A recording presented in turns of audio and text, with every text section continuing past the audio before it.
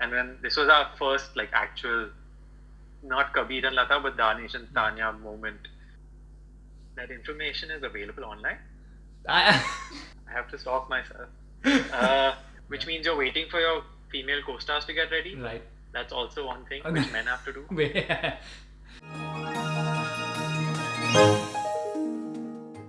Thank you so much for taking out the time. I'm very excited to speak It's my with you. pleasure, man. We saw Suitable Boy 2 months back roughly now, and we thoroughly enjoyed it. Your part, Kabir Durrani, comes and introduces. It's introduced in the series as okay, this is the first suitor for Lata Mehra.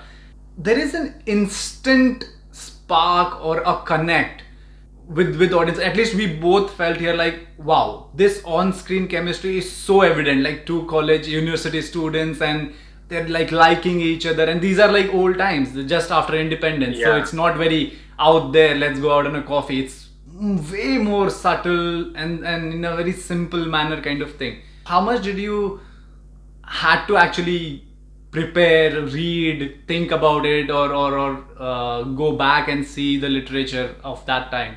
So Mira, of course, was the guiding force for everything, and she would make sure that we were in check in terms of not being too 2019 it was then, Yeah. and being more like 1950. Yeah. So she would always have us in check. Like, okay, even there's words like you know how we keep saying like, Yeah. and we say yeah, and that little slangs which Yeah. didn't exist because English was not a new language, but it was an adopted language, and an adopted language is always more formal. Yes. So we had to be in that slight formality, and then it's also about how you can't just approach a girl Yeah.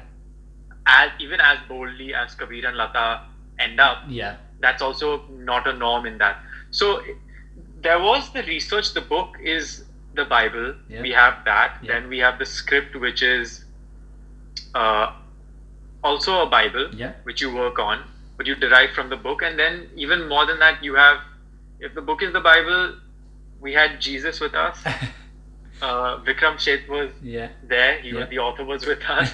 We had all the apostles and all the producers and in Mira, and we had everyone helping us do that. So we didn't have to do that much on that front. And chemistry wise, working with Tanya is very easy. She's really good at what she does. Sometimes with co-stars, if you don't get along, Yeah. or if you just don't have it, you have to put it on. But it's very natural when it comes to most people who've also worked with her. You can ask them, Mhm. but with her, it just came. It was more natural. It was very easygoing. Nice. Thanks. How did your journey as an actor? When did you realize, oh, this is lighting that fire inside you? This is what you enjoy most. How did you reach that point? I started doing theatre in high school. Uh-huh. So I went to St. Mary's High School. I don't know if you know of it. Mm-hmm. In Bombay. Yeah. I grew up in South Bombay. So I went to St. Mary's, and we have a professional scale auditorium there. Yeah. So we had an inter-school dramatics competition where, you know, in school, in India at least, you have like green house, blue house, red house, white house. Yeah. So I would be part of that. Nice. And then when I came on to like my second last year and last year of school, our seniors would direct us, and we had like a really good script writer and good scripts. The people who helped me and taught me how to act, so to say, who forced me in fact to get on stage because I was very nervous. They now have their own production house based in Bombay, and Nice. that's what they do for a living. Yeah. So I started there, and it was like my cue to enter stage. Mm-hmm. And there's no time to think, and you get on there and then you're doing it, you don't have time to think. But when you leave and it's done, you have this feeling which is euphoric, and that's the hook. And then of course we won, and then you get your awards Yeah. for the actor and this and that, and that also adds to it. Yeah. But that hook of being on stage, Uh-huh. I think it's also being that vulnerable. Uh-huh. It's one of those pleasure pain things, if I Yeah. may think of it now in a retrospective way, that you're so vulnerable and you're so out there. Yeah. And once you succeed doing that, Yeah. I think the people who succeed doing that, even if they don't, some people still get that feeling. But if you succeed, it's extra. It's like chasing that high. Yeah. And you know you really like doing this. Yeah. So then I did that. And then post school, I continued to do theatre. They did some ads. Uh-huh. Then I had to get a real job. Okay. So I stopped acting because my parents were like, you need to get a real job, make money. There's Yeah. no money in theatre. Yeah. And then finally, I tried all the real jobs. Eventually, in my 20s, I went to UCLA. I studied acting there. I did a very short program there, and then I got a suitable boy. Oh, wow. I got the role over here. So it was like a long journey, but that's how it started. That was the abridged version. Like, okay. So you had to audition, and you were informed about it when you were in the US, or when you came back to India? How was it? No. I came back to India from LA. I think there was a year in between where I was looking for work. I was auditioning for things. When you leave the country, and then the people who call you for auditions, like you keep telling them, "Oh, I'm not in the country anymore," then they stop calling you because they're like, "Okay, this guy is gone now." Yeah. Then you have to get back in it, and then they realize you're here now. Yeah. So I was actually flying to London. That's when they called me for an audition. Oh, wow. So then my trip got delayed, and I stumbled upon the audition for a suitable boy. Oh, nice. That's how it happened. I read during my preparation for this chat with you that you started yoga at a very young age. How did that happen? That information is available online. I have to stop myself. I did. You know, if you know of BKS Iyengar, yes, he's pretty well known. So my mother grew up learning from him. So she was introduced to yoga when she was 18, and she started teaching and learning from him directly. And she's been part of that community ever since. That's what she does. It's her passion. It's what she does for a living, which is the best kind of job, right? Yeah. And that's so, of course, when I was born and could move around, I started doing yoga, which would be like at the age of 3 or 4, going to a class that she's conducting, and I would be jumping around, standing on my head, climbing on someone. Nice. That was my introductions. And it stayed on from there. I enjoyed it. I enjoyed the physicality of it. And as I grew older, much older, I got into the more, the mental aspect of it, the meditative aspect of it. Now I appreciate those things. But initially it was just like movement. Wow. In that particular way, the controlled movement that is also challenging for a lot of people. Starting at that age, you must be like a pro by now, for sure. No. No. I'll say I'm better than a few, Yeah. but I have too much to learn because it's not that I do it regularly anymore. So yeah, of course, that needs consistency and practice. Yeah, that's one thing. Yeah. Of course. If I may ask, that's very evident in your look. That scar on your left eyebrow, it's very evident. Would you like sharing? How did you get that? It's not like it looks weird or different, but it adds to your look somehow. I feel it makes you look more handsome per se. So thank you. I love my scar. I'm very proud of it. If they ask me, should we cover this up here? I always say no. Yeah. I got it when I was lower KG, lower kindergarten. Yeah. I don't know the age, but around that time, I was playing a game with my father on the bed. Actually, you know what? I think the story that I always thought it is wrong, because he corrected me like this year when I was asking him again. But this is how I think it happened. I remember playing a game on the bed where my sister and I have an older sister. My sister and I would like dance or jog on the spot on the bed, and he was lying down, and he would like clap or snap his fingers, and when he stopped, you had to freeze on like the statue 1 foot or whatever. The statue game. The statue kind of thing. Yeah. So we had like a bed with a big wooden head of the bed. So I froze on 1 foot, and I started to fall, and I'm all into it. So I'm just falling, and push. I hit my head, and it split open, and then I had to get stitches, and like that's how that cut came. No, I never tried to hide it, but people always thought that I was like doing that also, because mine is so prominent, right? When they cover it up, I feel really weird, like it's not recognizable to me. I can imagine. That's great. What kind of genre do you enjoy watching as Danesh? I don't have a favorite. I think it depends on the movie. You can have like, I know some people have like, they'll watch every action film, or they'll watch every drama. Yeah. But for me, if it's made well, if it makes you happy, if it's entertaining, it depends. Like if I'm watching something for the entertainment of it, and I think that it's not written great, it's predictable. Like if it's a love story, it's predictable most times, and that's fine. There's nothing wrong with that, because there's not that much originality left, right? Everything is done. It's how you do it that's left to be shown. How how you make it, not what you make. True. So True. to me, it's more like if it captures your interest, if I'm looking to just be entertained, if I'm looking to be thrilled, it depends on how the show. And if it's just none of those things, then I'll Pass it. go back. Okay. Yeah. And what was the recent web or TV series you saw? Most recently. Most recent series I've been binge watching. I watched Emily in Paris. That was new, Uh-huh. which I liked, Yeah. and it was entertaining. It was happy. Yeah. And I watched The Shooter, both on Netflix. Yes. These were right now, and The then I had most- some like projects to watch for work kind Yeah. of things. which Okay, you of won't course. get. And what is your all-time favorite movie and all-time favorite series?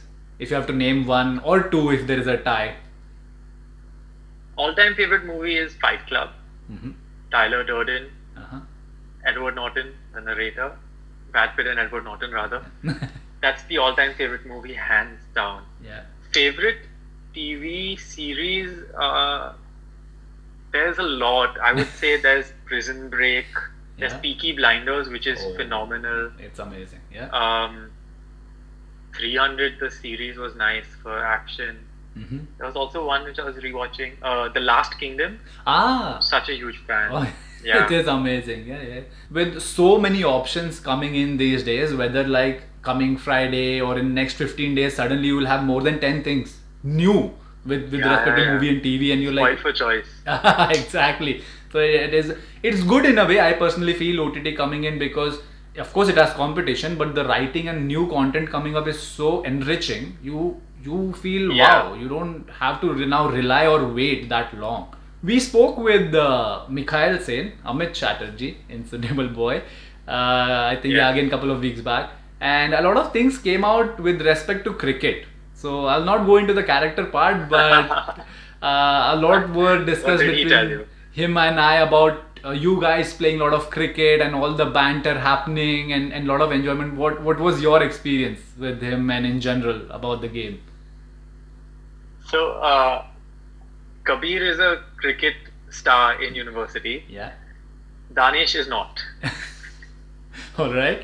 Mikhail is a cricket star who's played for the state level and Yeah. university as well. So basically, Amit and Harish are both cricket fans, like major fans, Huge. and I've never been so inclined. Got it. So I was probably one of maybe the only people on set who hadn't played cricket in a very, very long time. Got it. So I had to do a lot of practice, and of course, the way we shot it, we were in like it was a long shooting schedule. So since Mikhail is based in London, also he was here for a while, for a Yeah. long while. Yeah. So he was helping me. Namit was helping me. So they helped me play cricket a lot, and I'm really bad at it. So I had to do a lot of practice in a short-ish period of time. But it was really fun. I enjoyed it once I got into it. Yeah. Yeah. To play it. One particular scene I would love to touch upon is that last episode, and I mean, of course, it was not probably shot accordingly, but that one scene, the marriage scene, and you're out on the gate on your bicycle, and that look on Kabir Durrani's face, and the way he Yeah. turns and he leaves is heartbreaking, I would say. Okay. You won't believe it, but the extent of Mira's vision and control of what she's putting out there is incredible. I clearly remember that scene, and I remember doing it multiple times because Mira wanted a very particular look Yeah. and a very particular way of turning around and leaving, Yeah. which are the two things that you brought up. Yeah. So it just goes to show that she had in mind that this is what the audience should leave with. This is the look I want Kabir to be seen with, Absolutely. and this is how I want him to be seen leaving. Absolutely. I am just the prop. I have to just present an idea and a face that someone else has set in mind, which is incredible. If you've been there, and of course, if you worked with Mira, you would. Anyone who's worked with Mira would know this. The vision is just incredible to hear you say these exact things while Yeah. I am thinking, what are we going for while shooting them? The audience who loves noticing and watching those small nuances this is something which is not going to go unnoticed. We spoke with Sheeba Chadha, ma'am, a couple of weeks back, and Lovely. she was so excited. Of course, working with Mira Nair, ma'am, is itself a huge honor and opportunity. She talked about a bit about during that chat doing that one scene with you playing Kabir Durrani's mother. How was your experience? That just it's a cameo kind of a role. I felt it was a very intense scene where Kabir is confiding, he's trying to speak and display those emotions, and she's not well. She's not there 100%. How was that scene like? It was extremely heavy, a very heavily emotional scene. Honestly, that it's I can't explain it. It's like it's like a pup working with a wolf. It's that much of a difference. Like I'm a baby compared to the experience that she comes on the screen with, and there's just like you just have to catch up. But then when it's my turn, she gives so much back. I remember shooting this scene, and so how we shot it was we do the wide, then we do the mids, then we do the close up, right? Yeah. So in the close up, Mira wanted me to cry a lot. Finally, it was like a close up. It was probably the last shot, and I was quite dry of tears, and the glycerin also would not last. So I remember this very clearly. So Mira takes her to the side, Ammi, and she whispers something in her ear. Okay. And the next take, it's not in the show, but this is what happened. She went so brutal on me in character as Ammi, and like she because she's mentally ill. Yeah. So she took that illness to a new level, and that just broke me down, and I was bawling. Beyond bawling. So that's how. So that's the thing. That's how Mira will get what she needs, because she knows what she wants, and they used some of that at the end of that scene also, where you can see me crying. That close shot is just due to her yelling at me and me feeling that emotion from my mother at that time. Oh my god, goosebumps moment. I can imagine, because when Sheeba ji pushes you, sometimes when suddenly somebody shouts, you have that shock, you get surprised. So that element was so evident. I am not sure if it was one take or how the camera movement on you, but it was very evident that you fall back, you are in a state of shock, and tears roll in. And that was beautiful to see that you broke. You literally, Kabir Durrani. Even now, like the emotions come back. It's a very difficult thing to do, to imagine your mother to have your mother to not recognize you, and to have to show a brave face for that is one of the hardest things I can ever imagine having to do. So that scene was extremely difficult to get out of. In fact, it's harder to get out of those scenes than to get into them also. I can imagine. Wow. That is crazy. Thank you for sharing that. Let's move to the lighter things. It's got too heavy. Oh my god. Let's play a quick game where I just would like to hear your first reaction, the first word or first thought you can tell me about the fellow actors. Okay. So let's begin with Tanya. I met her at the chemistry read. She flew down here. We met. She was in her room. She came to Mira's room, and I was shitting many bricks because I was nervous as hell. I was like, who is this person that they've flown down to read with me? What does this mean? It was all very new to me. So I was really nervous. And when I'm nervous, I crack jokes. And we were in the middle of the scene, and she, of course, she's this suave girl who knows all her lines and everything, because she'd read with other Kabirs also. And I'm like, oh my god, do I know my lines? So I'm like, will you read with me? She's reading with me, and then there's a line that I'm going in one of the auditions, in one of the scenes. She's saying, I'm going now or something.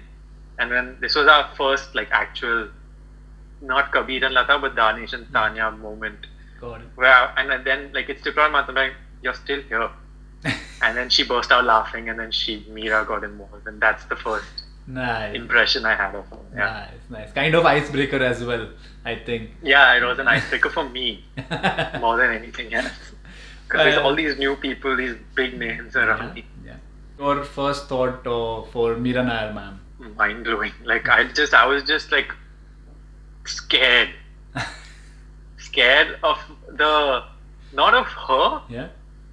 but of who she is, because it's not like a celebrity thing, but you know that. And when I met her, I was like, when you look at her eyes, you know that they're sharp. They're very, very sharp. Like they're watching you. Nice. Yeah. Not many scene per se, but I'm sure you had a lot of fun on backstage and off camera. What about Mikhail Sen? Mikhail Sen does not stop eating. I've seen him eat and eat and eat, and he is one of the most like authentic, fun-loving guys on set. Yeah. And he's very, very honest and he's an amazing guy. And Namit Das. Namit, I love Namit. When I watched the show, I was in my head, I was like, yes, definitely go to Harish. The way he has portrayed Harish, I was like, yes. I messaged him saying this, Lata deserves you. No, wait, Lata doesn't deserve you. That's what I messaged him. Forget Kabir, forget everything. I was like, yes, please go to Harish. He's so sweet. He's the nicest person on the planet. Yeah. He helped me so much, not just with cricket, but he's been in this industry a lot longer. He has more experience. He guided me. He spoke to me, and we just hung out also a lot. Nice. So great people. And lastly, Mahira Kakkar, ma'am. Oh, we'd call her Ma. She is an amazing friend. She would, when we had off days, we would just go into Lucknow, and Ma would start shopping, and I would just tag along. And I loved her beyond. I cried when she left, when her shooting stint was over. I actually cried. I was so upset that she left. Oh, wow. She is an amazing human being. She is feisty, she is honest, and she's an amazing actor also. Yeah. I remember one day, this is before I got to know her, this is a very particular incident. I was having a really frustrating day on set. This was in the first week of shoot. She had just come in. I got back to my trailer, and no one else was supposed to be in there. We have like maybe two people in one trailer, like they have separate rooms. Yeah. So I just let out like a shout of frustration, thinking no one's there. 2 minutes later, Myra comes knocking on my door, and she asks me if everything's okay, and she talks to me, and she says that it's okay. I do that all the time. It's happened to me also. Yeah. Acting is not an easy job. The people who watch it realize it, but actors on set are not entitled or have time of their own or anything. You have to go when someone calls you. You need a bathroom break. You have to take you have to tell them that you're going. Yeah. We aren't the creme de la creme of a set at all, in most cases. So anyway, I was really frustrated this day, and she comes in and she's so sweet. She just sits with me, she talks to me, and I don't know this lady yet that well, but she's just so personable and so warm. And that's when I realized I think that's the beginning of our friendship and our relationship. That's when it started, and it just went on from there. One thing she mentioned, I would like to bring it out here, is it's not an easy life for actors. Many don't realize it's, if I have to compare, it's equivalent to a blue collar job. You have to be there. It is a blue collar job, absolutely. And you will see. So I watched a round table with Chadwick Boseman in it. He said the exact same words. It is a blue collar job. You are working 16-hour days. You go to sleep only so that you can wake up and do this again the next day. Yeah. You eat only so you have energy to do it the next day. Yeah. You don't, and it's a blue collar job. You have to be in peak physical condition, not to like have abs on screen and be muscular, but to have the energy and the physicality to get through a 16-hour shoot day. Yeah. To do the same thing with that heightened energy and emotion again and again. It is absolutely a blue collar job. It is a laborer's job. We just get paid better. True, that is true. In some cases. Somehow, I don't know, over the years or God knows how, but there is a very, very wrong image. I would say people don't realize the effort it takes for an artist to put out what actually we see as an end product on screen in a movie or a TV series. They see the the glamour of it, the money of it, the fame of it, the success of it. It is very true what you said, but more so if you look at women in the industry, I don't think people realize Mahira Kakkar does not look like that every day. Yeah. They have to go through.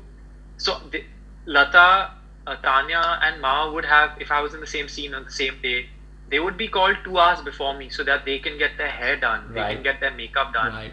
For Mahira, for example, she has to wear a bodysuit under all those clothes. It's sweltering heat. You can't have fans on because things fly. Yeah. They have to sit in makeup for 2 hours. She had silicone. She had something extra like stuck paste to add wrinkles. Yeah. They have to wear extensions, wigs, saris. As men, we have that a little easier. True.